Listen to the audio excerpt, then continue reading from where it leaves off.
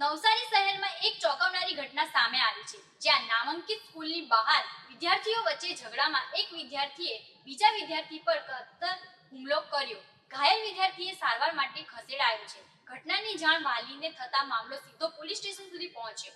અમદાવાદમાં બનેલા સમાન બનાવ બાદ નવસારીમાં ફરી આવી ઘટના બનતા વાલીઓમાં ચિંતા વધી છે. નવસારી શહેરની એક પ્રસિદ્ધ સ્કૂલની બહાર વિદ્યાર્થીઓની સામાન્ય બોલાચાલી ગંભીર ઝઘડામાં ફેરવાઈ ગઈ, જેમાં એક વિદ્યાર્થીએ પોતાના પાસે આવેલી ધારદાર કાતરથી બીજા વિદ્યાર્થી પર હુમલો કર્યો. કાતરથી ઈજા થતા વિદ્યાર્થીને તાત્કાલિક સારવાર અર્થે હોસ્પિટલ ખસેડવામાં આવ્યો. ઘટના અંગે જાણ થતા વાલીઓ સ્કૂલ પરિસર ખાતે પહોંચી ગયા હતા, જ્યારે આ મામલો પોલીસ સ્ટેશન સુધી જવા પામ્યો છે. અમદાવાદમાં બનેલા કટર હુમલાના કેસ પછી આવા બનાવો ફરીથી સામે આવતા વાલીઓ અને તંત્ર બંને ચિંતિત બન્યા છે. સુરક્ષાના મુદ્દે શાળા ઉપર પ્રશ્નચિહ્ન ઊભું થઈ રહ્યું છે અને વાલીઓ દ્વારા કડક પગલાંની માંગ ઉઠી રહી છે. મારું નામ રિશિત હરિલાલ રાજાણી છે. મારા સનનું નામ નિશિત રાજાણી છે. રહેવાનું મારું મંકોડિયા.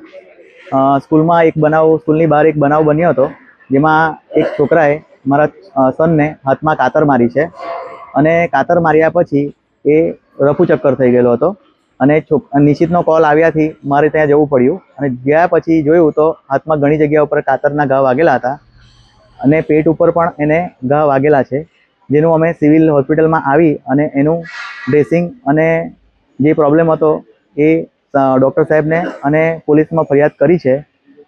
એક જ વસ્તુ છે આમાં જાગૃતતા, એ કે સ્કૂલમાં અને પબ્લિક અને વાલીઓ એને ધ્યાન રાખવાની જરૂરત છે. જેમ કરીને બરોડામાં જે પ્રોબ્લેમ થયેલો હતો સ્કૂલ ઉપર વિદ્યાર્થી ઉપર ને જે બનાવ બનેલો હતો અને એ બનાવ આપણે ત્યાં ના બને એ માટે સ્કૂલ અને વાલીઓએ ધ્યાન રાખવું જરૂરી છે ને ધ્યાન રાખવા માટે જ અમે આ કમ્પ્લેન કરી છે કે જે ખબર પડે અને જાગૃતતા આવે.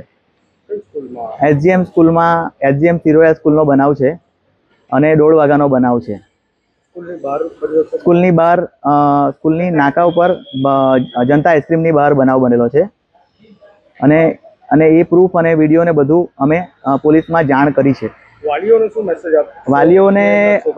વાલીઓને મેસેજ એટલો જ આપવો છે કે આ બધી વસ્તુમાં થોડું ધ્યાન રાખે અને સ્કૂલમાં અવેરનેસના બધા કાર્યક્રમો પણ કરવા જોઈએ. વીકમાં એક વખત આ વસ્તુ કરવી જોઈએ, તો વાલીઓને અને સ્કૂલના છોકરાઓને પણ ખબર પડે કે આ વસ્તુ શું થઈ રહી છે.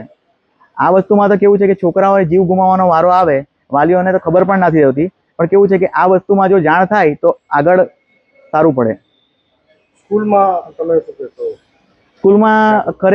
સ્કૂલમાં તો મેસેજ એટલો જ છે કે સર, પ્રિન્સિપાલ થોડુંક ધ્યાન આપવાની જરૂરત છે. અને કેવું છે કે આ વસ્તુ આજે નાનો બનાવ બન્યો છે, પણ ઘણી વખત જો મોટો બનાવ થાય તો અમારે અમારા દીકરાને ગુમાવવાની રાહ જોવી પડે.